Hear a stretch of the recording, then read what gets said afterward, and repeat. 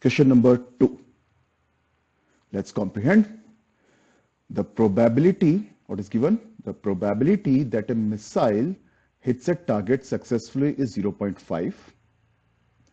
In order to destroy the target completely, at least 3 successful hits are required. Then the minimum number of missiles that have to be fired so that the probability of completely destroying the target is not less than 0.95 is. So what is asked? The minimum number of missiles that have to be fired so that the probability of completely destroying the target is not less than 0.95. Let's analyze. I recall 2 or more events are said to be mutually exclusive if the two events cannot occur together. That is, the occurrence of any one of them precludes the occurrence of other. Now, if events E1, E2, E3 are mutually exclusive events, then probability of occurrence of at least one of them is event E1 union E2 union E3. Probability of that is equal to P of E1 plus P of E2 plus P of E3, all basic NCERT results. Now, if the event E dash, complementary event, is non-occurrence of event E, then the simple result we have PE dash is equal to 1 minus PE. And when we have trials, repeated trials, then we have these results, Bernoulli trials. Trials of a random experiment are called Bernoulli trials if they satisfy the following condition. There should be a finite number of trials, the trial should be independent, each trial has exactly 2 outcomes, success or failure. The probability of success remains the same in each trial. So we have these results from NCERT, simple basic results. And for this, Bernoulli's trials, if probability of success of an event on each trial is P and that of failure is Q, so P plus Q is equal to 1, then the probability of our success in n Bernoulli trials is NCR, Q to power n minus R, P to power R, and we just put the value of Q here, 1 minus P. We have these results, all basic results. Now let's recognize. So I recognize here for a missile, trial is firing of a missile. Success in a trial, hits the target. Number of trials, let's say n. The random variable here is number of hits. X can be 0, 1, 2, 3. Probability of success in each trial is 0.75, that is given. Now probability of our success, that's your result. We just put the value P1 here. So we recognize this. Now let's take the event E, completely destroying the target. The question is asked, the probability of completely destroying the target is not less than. So which is at least 3 successful hits.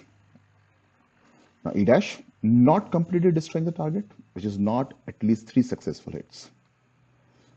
Now take event E1, 0 successful hits, E2, 1 successful hit, E3, 2 successful hit. Now E dash event, not completely destroying the target, occur if either E1 occur, 0 hit, successful, or event E2 or event E3. And event E1, E2, E3 are mutually exclusive events. If 0 successful hit occur, then 1 successful hit cannot occur. Yeah, similarly this. So they are mutually exclusive event. So what is the probability of event E dash? E dash occur if either of E1, E2, E3 occur, and they are mutually exclusive events. So PE dash is equal to PE1 plus PE2 plus PE3. So I recognize these things. So let's calculate now. Let's execute. Now PE1, X equal to 0, random variable, 0 hits. We just put the values here, R equal to 0. Similarly for X equal to 1, R equal to 1, we just put the values in the result. PE3, similarly. Now just get the value of PE, which is 1 minus PE dash, and PE dash is equal to this. We put the values here. And the given result is that it should not be less than 0.95. PE should not be less than 0.95. So it can be greater or equal to 0.95. Now we just put the values here, simple calculation here. We get this result. Now this is an interesting result. So on this side, this is a polynomial in n, and this is exponential expression in n. So we need to check this. And n is what? N is number of hits, number of trials. So n is a natural number. Now obviously, n should be greater or equal to 3. Successful, completely destroying. Yep. Now if we take n equal to 3 and we check this expression, we get this value. 74 less than 6.4, which is not true. So it is, this inequality is not true for n equal to 3. Now we have to check the minimum number now. So we are starting with the lowest value of n. Now if we put n equal to 4, we just check the calculation. It is 134 less than or equal to 25.6, not true. We check for n equal to 5, not true. We check for n equal to 6. It is true. 308 less than or equal to 409.6. So this is true for n equal to 6. That will be the minimum value of n. The minimum number of missiles that have to be fired is 6. Least value of n is 6. Basic result, basic calculation, straight simple approach. I got the answer. It is 6. No trick, no complication, no mystery.